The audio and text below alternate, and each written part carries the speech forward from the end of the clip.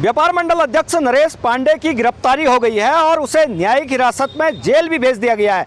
लेकिन इस पूरी खबर में एक नया ट्विस्ट आया है और ये नया ट्विस्ट ये है कि एक और लड़की आई है जिसने नरेश पांडे पर आरोप लगाया है। हालांकि 164 के बयान आज कोर्ट में करा दिए गए हैं और जो नरेश पांडे है उसकी गिरफ्तारी भी उसी केस से जुड़ी हुई मानी जा रही है, क्योंकि जिस तरह से कल देर रात नरेश पांडे के घर में पुलिस पहुंचती है, उसको अरेस्ट करके लाती है और उसके बाद उसको कोर्ट में पेश किया जाता है। हालांकि पुलिस कोर्ट में आकर जो पुलिस हिरासत थी वो मांग रही थी, लेकिन कोर्ट ने पुलिस हिरासत नहीं दी है। लेकिन कोर्ट ने इतना ज़रूर कहा है कि पूरे मामले पर न्यायिक हिरासत पर नरेश पांडे को 14 दिन के लिए जेल भेज दिया गया है और ये कहा है कि आप अगर पुलिस को ज़रूरत है जांच में तो नरेश पांडे को वो ले जा सकते हैं। लेकिन जिस तरह के पिछले कई दिनों से हालात बन रहे थे, हाई कोर्ट से लेके डिस्ट्रिक्ट कोर्ट से लेके तमाम कोर्टों से उसकी अग्रिम जमानत याचिका खारिज हो गई थी और उसके बाद गिरफ्तारी की तलवार लटकी थी। लेकिन सवाल पुलिस पर भी हैं, आखिरकार जब इस तरह के गंभीर मामले थे तो क्यों 164 के बयान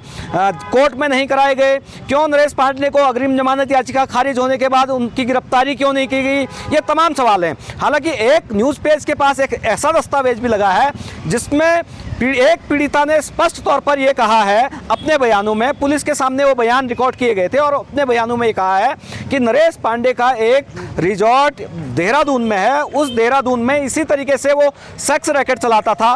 3 उसके पास अवैध असले हैं, उन असलों का क्या, वो असले कहाँ गए, तो ये तमाम चीज़ें बयानों में खुले हैं। लेकिन सवाल आखिरकार वही कि इन असलों को अभी तक पुलिस ने क्या रिकवर किया है, क्या जो उन बयानों में चीज़ें सामने आई थी, जिस अस्पताल का जिक्र ये हुआ था कि उसका अबॉर्शन उस अस्पताल में कराया गया था क्योंकि गर्भपात की बात उस पीड़िता ने कही थी। लेकिन अब इस पूरे मसले पर एक नया खुलासा ये हुआ है कि एक लड़की फिर से सामने आई है। उस लड़की ने कोर्ट में ये कहा है कि नरेश पांडे बंदूक की दम पर उसको कहीं भेजते थे, कमरों में, होटलों के कमरों में भेजते थे, वहां पर उनसे इस तरह का व्यापार करवाते थे। सवाल अब ये उठ रहे हैं, क्या नरेश पांडे अकेला था, क्या इसके साथ कोई और भी था, क्या किस तरह के लोग इस पूरे गैंग में शामिल थे, क्योंकि गैंग की बात एसएसपी नैनीताल ने खुद सामने लाके कही थी।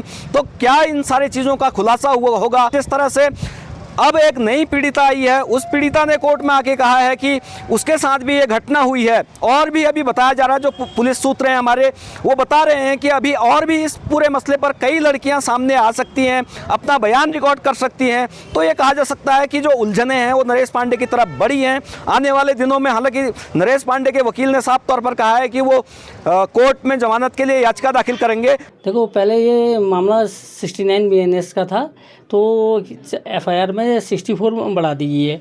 कोई एक अन्य लेडीज आती है, वो अपने बयान देती है कि इन्होंने काठगोदाम में मेरे साथ गलत हरकतें करी, जिस कारण इसमें 64 BNS की धारा बढ़ चुकी है, जिस बार रिमांड थी और रिमांड में उन्हें 14 दिन के रिमांड में भेज। ये हमारे वकील को फंसाने की साजिश की गई है पुलिस द्वारा।